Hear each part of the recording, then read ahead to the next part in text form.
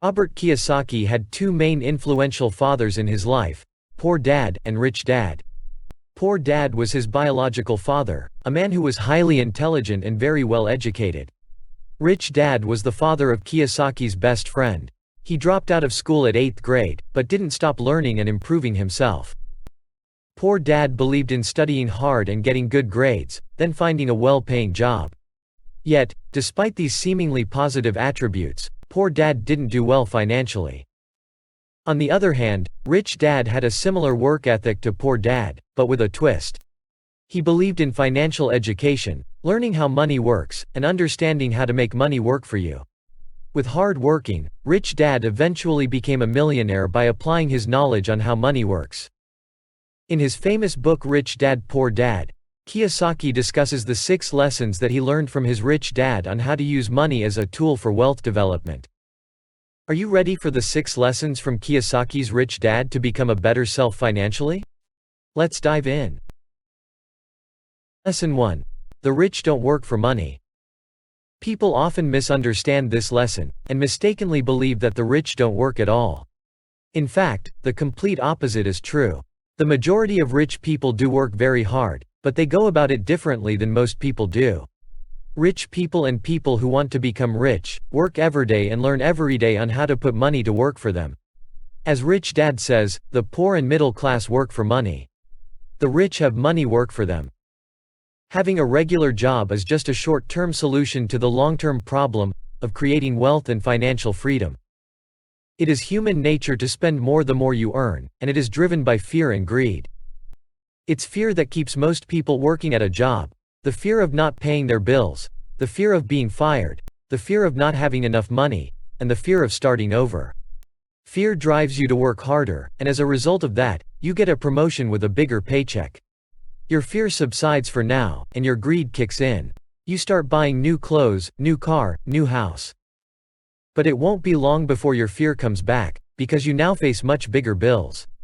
You will have to work harder to pay the bigger bills, and get stuck in an endless cycle.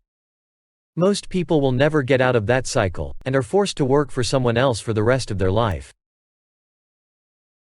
Lesson 2. Why teach financial literacy? In school, students are taught to earn good grades, get good jobs, and be good employees, but they are never taught to manage their personal finance. As a result, most of them struggle financially, because they don't have any other source of income other than their salary, to keep up with their ever-growing expenses. They simply don't understand the differences between asset and liability. An asset is something that has value, that produces income or appreciates, and has a market where the asset can easily be bought and sold. Conversely, liabilities take money out of your pocket because of the costs associated with them, and depreciation in value. Rich people acquire assets. The poor and middle class acquire liabilities that they think are assets. For example, a personal residence is not an asset unless it appreciates enough to offset the costs of ownership, such as property tax, maintenance cost, mortgage interest, etc. On the other hand, rental property is an asset, because it can generate enough passive income to exceed the expenses of operating and financing the real estate. Most people don't have the financial knowledge and understanding to build wealth. Just like it requires a strong foundation to build a skyscraper, you need a strong financial knowledge base to protect and grow your wealth. As Rich Dad says, it's not how much money you make. It's how much money you keep. If you want to grow rich, concentrate your efforts on buying income-producing assets, while keeping liabilities and expenses low. Lesson 3. Mind your own business. Most people confuse their profession with their business. As a result, they spend their entire lives working in somebody else's business, and making other people rich. On the other hand, the rich focus on building their own businesses, and acquiring more assets. The key idea in this lesson is to strive to become your own boss and nurture your own business. The rich focus on their assets while everyone else focuses on their income statement. But what assets should we focus on? The answer is anything that produces cash flow. Some examples are businesses that do not require your present to operate, stocks, bonds, income-generating real estate, notes or IOUs, royalties from intellectual property, such as music, scripts, or patents, and anything else that produces income or appreciates in value.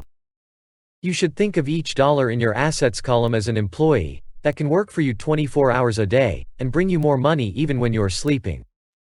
Once a dollar goes into your assets column, you should never let it come out again, because taking money out of your assets column is like firing your best employees.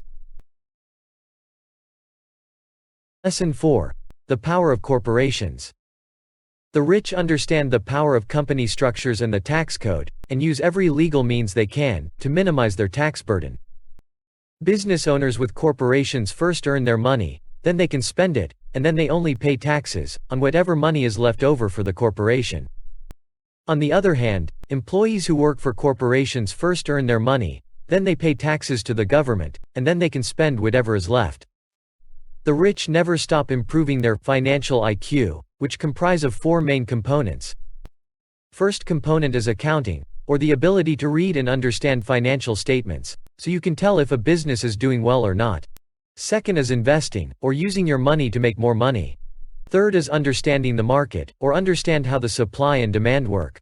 Final component is understanding the law, more specifically the tax law, so you can protect and keep more of your money.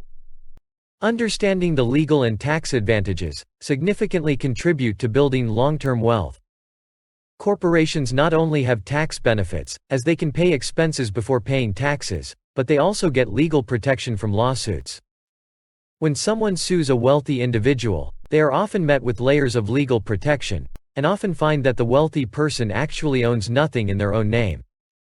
They control everything, but personally own nothing. Lesson 5. The rich invent money.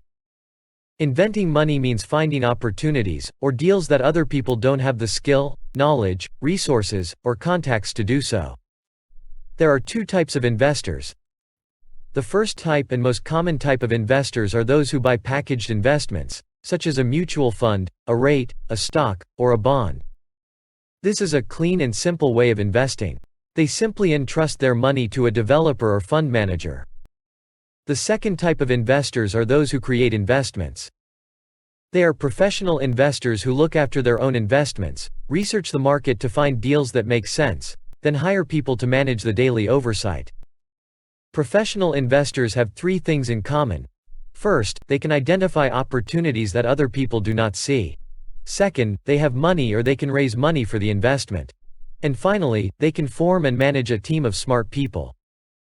In the real world, it is not necessarily the educated smart people who get ahead, but the bold and adventurous. Some people never get ahead financially, even if they have plenty of money, because they have opportunities that they fail to tap. Most of them just sit around waiting for an opportunity to happen. They argue that there aren't real estate bargains where they are, but there are prime opportunities everywhere that are overlooked. Most people just aren't trained financially to recognize the opportunities in front of them. Great opportunities are not seen with your eyes. They are seen with your mind. Lesson 6. Work to learn, don't work for money. Poor Dad was intelligent and well educated. He worked for money because job security meant everything to him. On the other hand, Rich Dad became a millionaire by working to learn and improve his skills. If you want to be successful, build your long-term wealth, there are 3 most valuable skills that you should look for and develop in a job: cash flow management, systems management, and people management. Young people should seek to work for what they will learn, more than what they will earn. They should look down the road at what skills they want to acquire before choosing a specific profession, and before getting trapped in the rat race. Since JOB is an acronym for just over broke, workers will work just hard enough to not be fired, and owners will pay just enough so that workers won't quit. Most people only work for money, but they don't know that in most cases, they need to learn and master only one more skill, and their income would jump exponentially. You are only one skill away from great wealth. Even when people become financially educated, they can still face some obstacles to become rich. The first obstacle is fear, because everyone is afraid of losing money. The greatest reason for lack of financial success was playing too safe. People lose because they are so afraid of losing. The second obstacle is cynicism. We all have doubts or noise, and it can come from within or from the outside. A savvy investor has to know how to make money even in bad times. As Rich Dad said, cynics never win. They criticize, while winners analyze. The third obstacle is laziness, and a little greed can be the solution for that. Although we are raised thinking of greed as bad, a little greed is actually good if you want to become rich. While poor dad used to say, "I can't afford it," Rich Dad asked himself, "How can I afford it?" Because of greed, Rich Dad couldn't be lazy, and would need to find a way to make more money, to afford whatever he wanted. The fourth obstacle is bad habit. Our lives are a reflection of our habits more than our education. An example of a good habit preached by the rich dad was to pay himself first, and pay bills last. If he could not pay his creditors, he would have to find additional sources of income. Arrogance is the last obstacle. Even the most savvy investors lose money sometimes. When people become truly arrogant, they believe that what they don't know doesn't matter. But in most cases, what they don't know are the things that cost them the most. So train yourself to listen to what other people have to say. If you're ignorant about a subject, educate yourself or seek help from an expert in the field. Rich Dad Poor Dad provides an excellent framework for creating your own objectives to build wealth. The framework can be summed up in 6 lessons from Rich Dad. First, don't work for money if you don't want to be trapped in the rat race. Second, you need a strong financial knowledge base to build your wealth. Third, try to build your own business and wealth instead of making someone else rich. Fourth, you need to understand company structure and tax law to protect and keep more of your money. Fifth, use your knowledge to find opportunities and have the courage to take them. Sixth, you should work to learn instead of working for money. In fact, you should never stop learning, as most people are just one skill away from great wealth. That was it for today, and thank you for watching this video. If you enjoy the video, please click like, and subscribe the channel for future videos on becoming better self.